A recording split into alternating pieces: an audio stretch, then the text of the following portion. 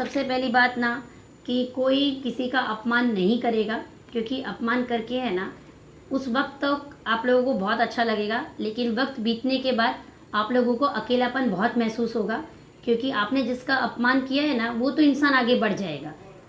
जब आदमी आगे बढ़ता है ना तो लोग उस तरह जुड़ते चले जाते हैं, लेकिन आप जो अपमान कर रहे हैं ना आप अकेले रह जाएंगे।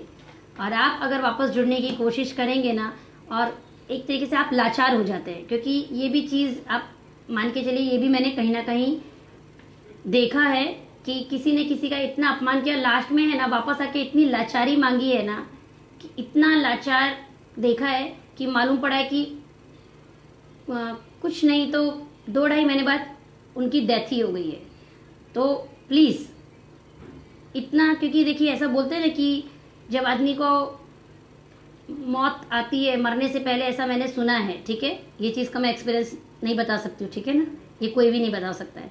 तो मैंने ऐसा सुना है कि उसको है ना अपनी सारी गलतियों का एहसास होता है, तब वो है ना अपने अंदर का ईगो है ना पूरा भूल जाता है, और वो इस दुनिया को छोड़ने से पहले उसने जो गलतियाँ की होती है वो फ़ोन करके, पर्सनली मिलके, जो भी आजकल तो वीडियो कॉलिंग और ये फ़ोन वगैरह चालू है, वो ऐसे माफ़ी मांगता है ना कि सामने वाला जो है ना वो मतलब समझ ही नहीं पाता है कि इसका जवाब क्या देना है।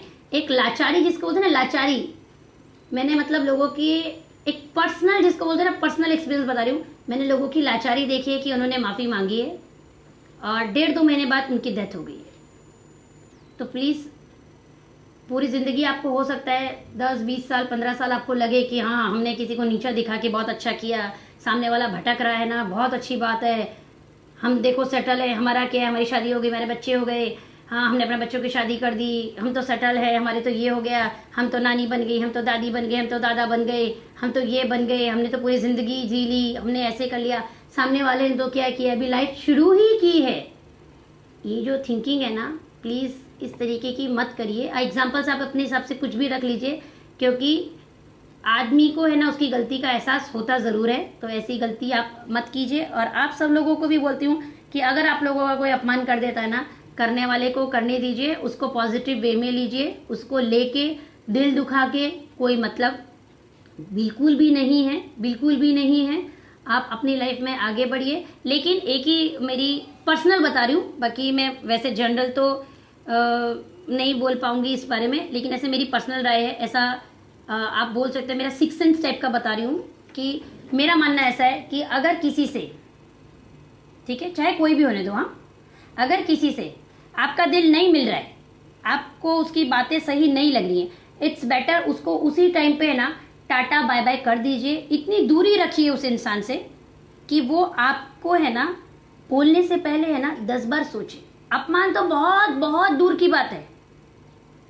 देखिए कहीं ना कहीं है ना हम लोगों के मन में, हम सबके मन में एक लालच रहता है कि चलो ना रिश्ते निभ जाए तो अच्छा ही है, एक से भले दो, अरे कोई बात नहीं, वक्त के साथ सब समझ जाएंगे, अरे चलता है, अरे बर्तन है तो बर्तन तो बजेंगे ही, ठीक है, लेकिन कौन से बर्तन है, स्टील के या कांच के, ये भी मैटर करता है।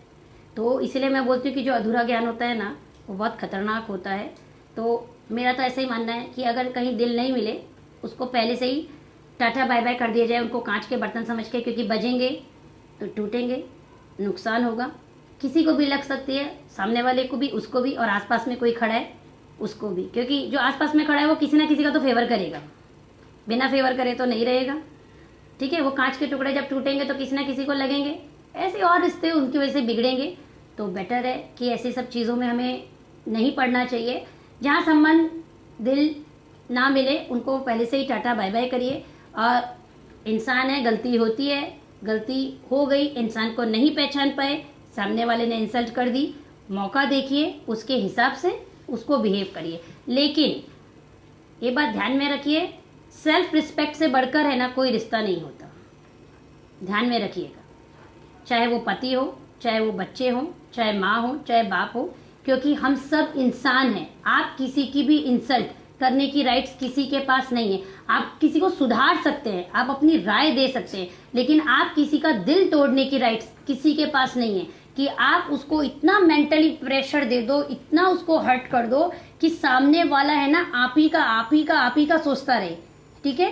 और उसके मन में वो बात रहे, फिर वो जिससे जानता हो फिर वो उसी को वही बातें रिपीट करता रहे। देखो उसने मुझे ऐसा बोला, उसने मेरे बारे में ऐसा बोल दिया। जिसने बोल दिया उसको बोलने दीजिए, बी स्ट्रांग। सबसे सिस्टमैटिक तरीका, बी स्ट्रांग। अब आप जब ज्यादा स्ट्रांग होंगे तो आपको पता लगेगा इसे तो कुछ फर्क ही नहीं पड़ता। यस, नहीं पड़ता। तो आप क्या सोचते हैं कि आप लोग मतलब बुलडोजर बन के आए और हम बोल रहे हैं कि हाँ जी हमारे पर चढ़ जाओ, ऐसा?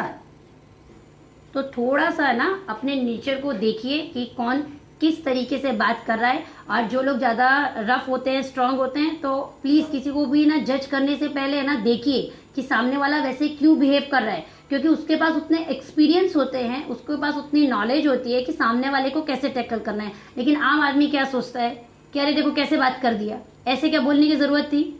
तो उनको समझाने तक में हम अपनी लाइफ डिस्टर्ब नहीं कर सकते। सबकी लाइफ अपनी अपनी है, जिसको जैसा सही लगता है वो वैसा करता है।